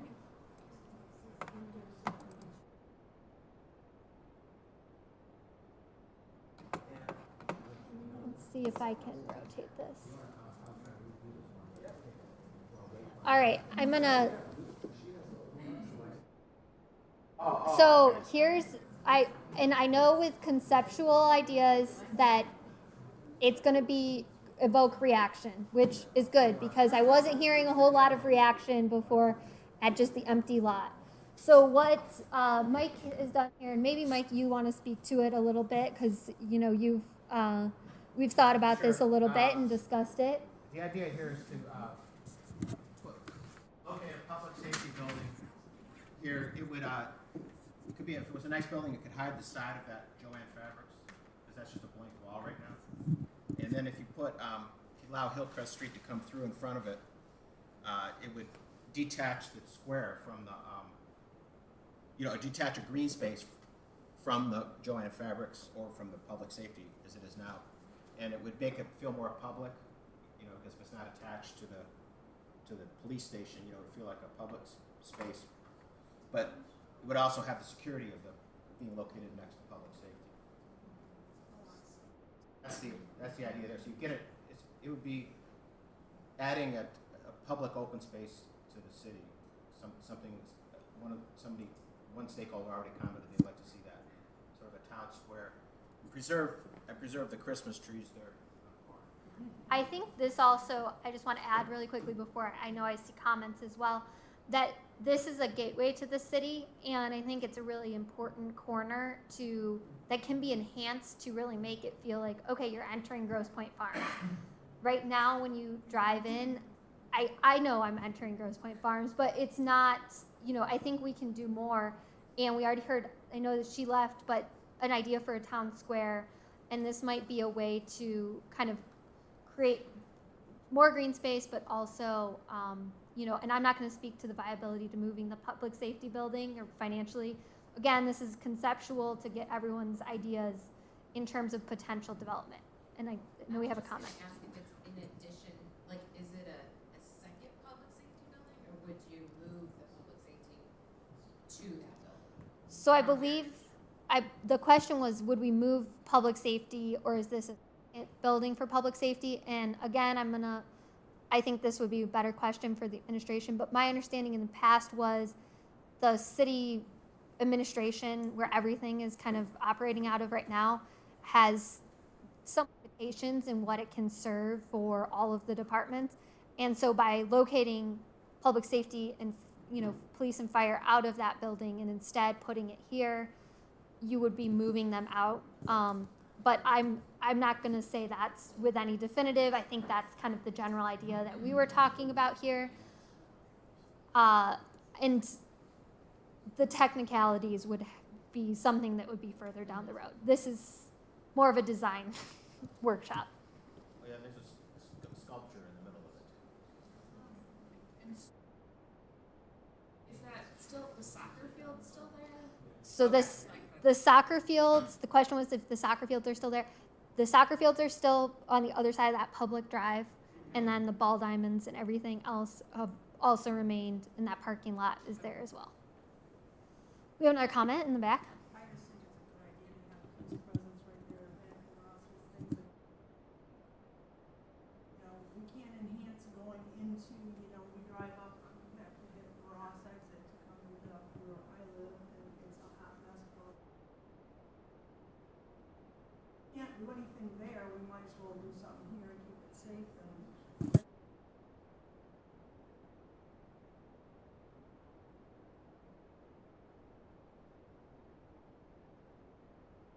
We had a comment from the audience saying support for putting public safety there in terms of enhancing just some of the safety aspects of that it might be needed at Ross and Mac, and moving them from their current location.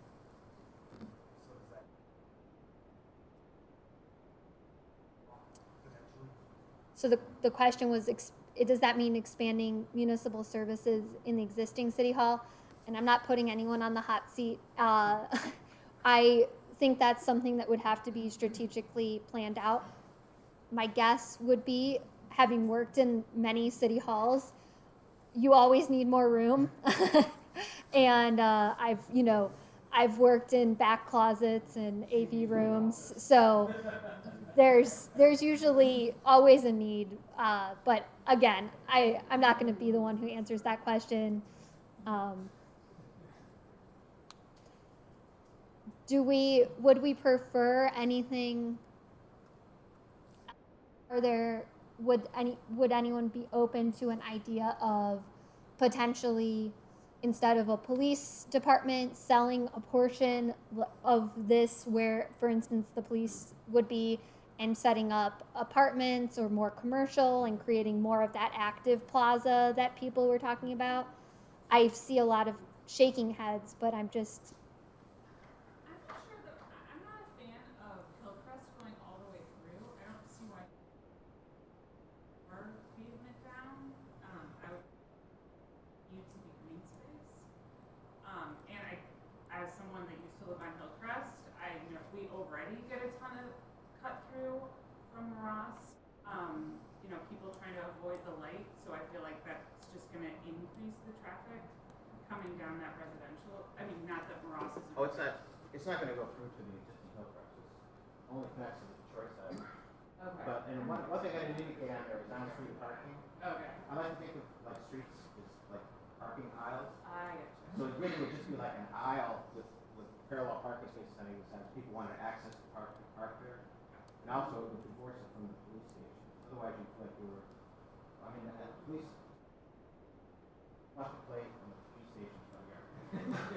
Or who wants to relax at the police station. Having the separation might give it sort of make it more public.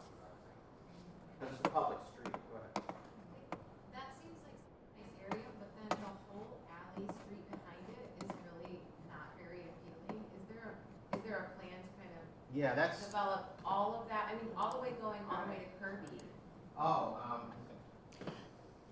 the alley down. So you want to activate the alley? You would like to activate that alley? It's just, there's a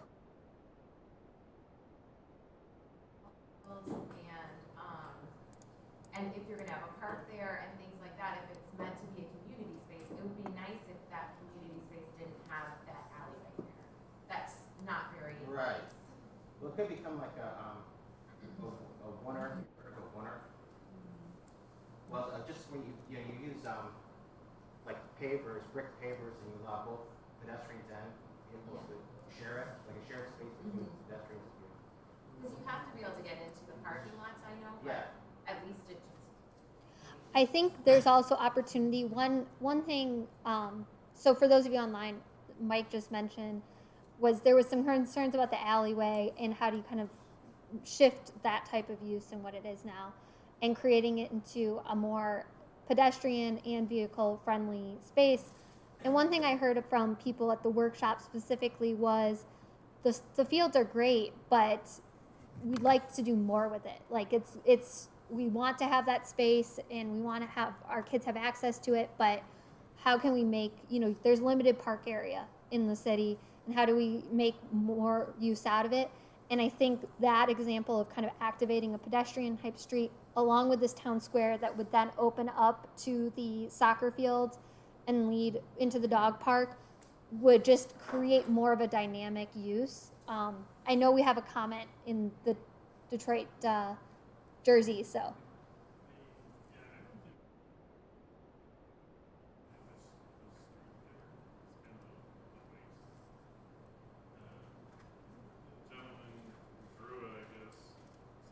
Parking there, but there's a huge parking lot already there. And I think if you had it, the green space all the way up to the community building, you'd have a more sense of security and unity rather than streets separating the community building and the park. So there was a comment that just said that eliminating that extension of Hillcrest in front of the police department and extending the green space up to the building would be favorable and creating more of a safe space and more of a usable space. So that's something to consider. I know we have a comment in the front. Yeah, I mean, the other idea to think about when you put public safety there would be the potential, I mean, I want to see our public safety officers as like part of our community. So I want our kids to see that too. So like, would a teen center or a gym or a co-working space above that be a potential mixed use for that building? Maybe it's not just for public safety, that like it's more of a community use building similar to what we have now, or kind of more similar to maybe what like Grosse Woods has. So the comment was about making the public safety building more of a community use type building. And I see a comment online as well in the moments I can glance over that say that, there's only so much redevelopment space and that this site should maybe also be used for housing or kind of the hotel or things like that of that nature as well. And there's some interesting concepts that are maybe a little bit more to speaking to your example of incorporating police departments into community buildings that like truly like they're just one little component of the building, and you have air hockey tables in one space, and then you have all these other uses and potentially even living space above, although that becomes complicated and I'm not sure exactly what the feasibility would be. But there are a lot of people that are pushing for this new combination of integrated police departments into community buildings that act as more than just police departments. And so if that's something that this could set up, I think that would be a positive.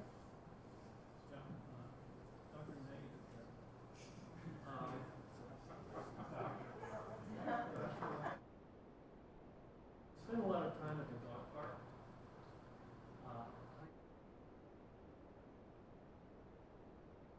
to Grosse Pointe Farms. I live in the heart of the farm. That green space is a welcome. Its needs is a taller flagpole. Okay? But while I'm at the dog park, and it's really a people park, and people,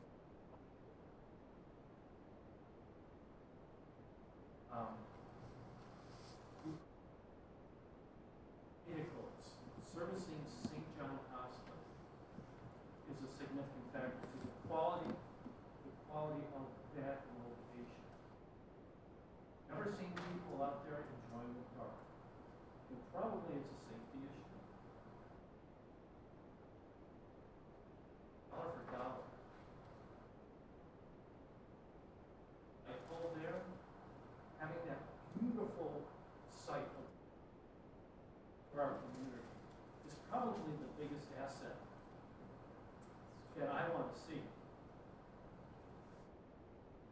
Enhancing our community.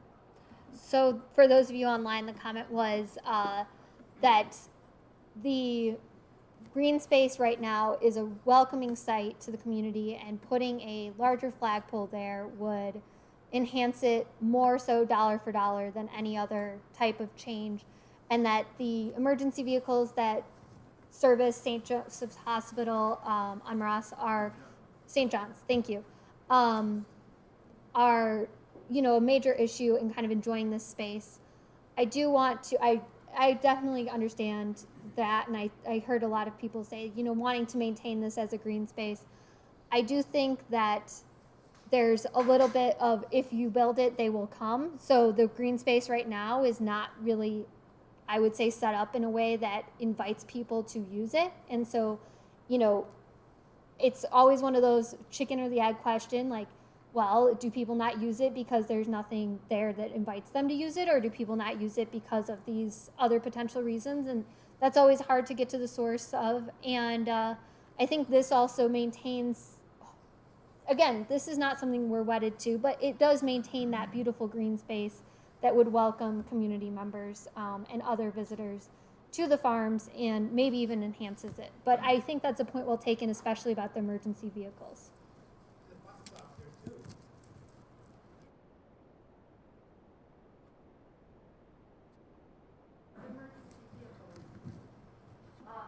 Do they have to park there? I'm getting off topic right now because I don't know if there's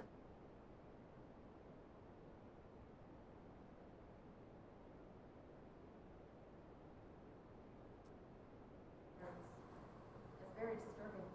So I'm not going to speak to the chief is here. I'm not going to say what his procedures are, but I will speak from my personal experience, because I used to work in a city hall with an attached police department that was right across from our major municipal park. And I don't think ever once in my 15 years of enjoying that park did I see or was I alerted by a police car that was starting up their sirens immediately out of that parking lot. And so, again, I'm not going to speak to anyone's procedures. I'm just going to give my little anecdotal experience that, having been near something that kind of was set up similarly, they're able, at least in that case, were able to kind of go out and then start their sirens so that the park wasn't a constant array of lights and noise. Well, I don't know, I don't know in terms of, yes, the emergency vehicles going by on Ross, that's one thing. But I'm saying, you're asking about the police vehicles that would be starting up. The ambulances that park there. Oh, okay. So in that parking lot that's existing? They're starting up immediately. I see. Okay. And I'm not going to speak to that then. I'm sorry, I misunderstood your question. Maybe there's somebody here that can. I think there was one other comment. Yes. Hi, I love this idea, maybe from a perspective, you drive from I-94, you're driving down to Ross, and the experience is not great, especially if I'm showing family from out of town or something. And you go, and you're like, okay, well, when is it going to start to get better? This kind of shows you, hey, you're here. Okay, great. But in my perspective, that intersection, I mean, kind of bifurcation, do we start to shorten the street on the intersection and mark the intersection and kind of, you need that intersection to be pleasant, and the reason it's so dilapidated on that corner, you know, go from that park to the gas station across the street, go get a snack. Nobody's gonna ride their bike across to Coney Island. Nobody's gonna ride their bike to LA Fitness. That intersection marked, it has to be very clear and just safe for pedestrians. It's just not. I mean, I'm sure, you know, it's pedestrian injuries. I mean, it's like, it's so simple to me just seeing it, but I mean, So, is this part of this conversation or is it not? The question was, how do we improve the intersection, especially at Marosse, to make it more inviting and more usable so people can ride their bike to the various destinations across the street, the gas station, LA Fitness, etc. I'm not a traffic engineer, but I will say some of our recommendations in the mobility section were speaking specifically to treatment of the Marosse intersection. That being said, there's buy-in that has to take place with Wayne County, and I don't know if this is a trunk line, if MDOT has to be involved in those conversations, but there's going to be multiple levels of other governmental organizations that are going to have to sign off on any types of changes to the intersection. So it's not something that the city can go out tomorrow and say, oh, we've had the traffic study done, this is how we improve this intersection, we do a road diet, make these lanes narrower, and we change the intersection in this way. Even in terms of the timing, usually that has to have it will have to have Wayne County Road Commission at the very least sign off on it, but I believe this is probably also an MDOT question, especially with the involvement of MAC. And so it's one of those, you have to create those partnerships, and it's something that you can strategically think about, but it's not something that you can wave a magic wand and as if you could put, you can put in a sculpture tomorrow on this corner, but you can't change the intersection in the same way.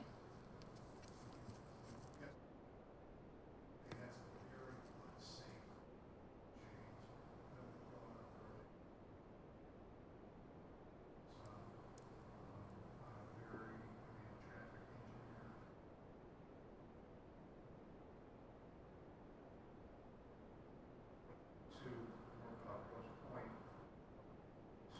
there's been traffic, or not traffic, but been damaged by speeding down or lost, and it all starts at that intersection.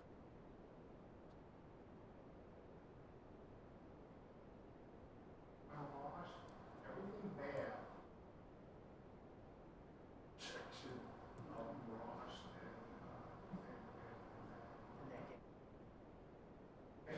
That's gotta be the number one place the police go.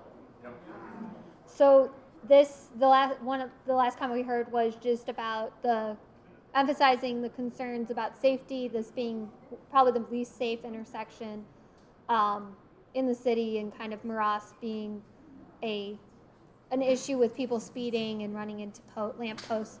I promised myself, and I didn't acknowledge it openly to the rest of you, that I wouldn't keep you past 9 o'clock. So I will take one more comment as we wrap this up, and then I will talk quickly about next steps. The Grosse Pointe Farms Initiative, what is there a bigger picture here, possibly with the city and the park in terms of bringing together what people want in our larger community? Yeah, so the question was, is there this is the Grosse Pointe Farms Initiative, but is there a larger picture working with the city and the larger community on what people want? I think along MAC and MAC and Marosse in this case. And I referenced it briefly earlier. There is the MAC Avenue Corridor Plan, which is partnering with the Grosse Pointes and the City of Detroit. I can link that on our project website for anyone who wants to check that out. They've done engagement throughout all of the communities to figure out what people want, and that's continuing to be developed, but that speaks exactly to what you're looking for in terms of kind of cohesive next steps in that regard. I'm going to go quickly back because I know We all want to know what this is all going to lead to. So next steps, we are going to take all of this feedback and potentially offer and incorporate some of this conceptual ideas into the plan and how that will then feed into what we call a zoning plan. That kind of offers all the recommendations for updates to the zoning code. That is followed by kind of drafting the implementation plan. So we take those goals and kind of look at the prioritization, what's most important to everyone, and think about that strategically and what is implemented first and kind of create a plan of action. And then this will go to City Council for a public hearing that will start a public review period. The public review period will last for the state statutory 63 days, and we'll hear more comments as the plan is completed, and then it will be adopted as I think we have a very successful path to a plan that will hopefully see adoption. And I'm not going to put exact timelines on this because last time I did, I had to very much revise it. But these are the next steps, and I'm really grateful that you all were here online and in person. I think we had a really great discussion. I don't know if the mayor wants to say a couple of words before we wrap up, but I want to very graciously thank you all again. So I'll hand it over to you. Thanks, guys. Appreciate it. Thank you, everybody, for participating, and those of you who are online participating and watching in. I think we had over 30-some people also online in addition to this group. So thank all of you for coming. This is a multi-year process, and as you'll find out as you hear what we have planned coming in the future, money, it costs a lot to do all this stuff. So the sewer project that we'll be implementing in a year and a half from now will probably be upwards of $40. So when we talk, I hear a lot of when we do Grosse, when we do this. Yeah, there's a lot of stuff we'd like to do, but sometimes there's just finite funds to launch everything. So this is a long process of what we want to see our community look like a decade from now, 20 years. So I'm sure the city council in the 1950s, when the folks from Sears Roebuck said we want to put a department store at the corner of Mac and Ross, they were jumping up and down saying, my goodness, the #1 retailer in the world is coming to Grosse Pointe Farms. Hooray! And all of us grew up going there and fixing our lawnmowers, and then 10 years ago, like, oh my God, I can't wait to get rid of it. So we have to look 50 years down the road when hopefully we're all here really old and still living, and we want to leave something for our kids and our grandkids. So this group is really setting the blueprint for really decades to come, not weeks to come or years to come, but what this community is going to look like far down the road. So please keep that in mind. We love all the input, and we do listen to it all. We've had other meetings with the council discussing the input we've had from the prior meeting. We'll take all of this as well as we plan into the future and as we work on ordinances even now on some of these items. So also, to the extent that you don't like the road, and I finish with this, Wayne County does own Ross Road all the way up to Ridge, I think it is. Is that right? So that intersection is a Wayne County intersection. The striping, the lighting, everything there. We're working with the county, though, as we do this Mac Avenue Corridor project. But you can feel free to call Mr. Colleen, our county commissioner, and let him know your ideas, because we certainly do. So the more voices are welcome with Commissioner Colleen. So with that, thank you. Happy New Year, everybody, and thanks for coming.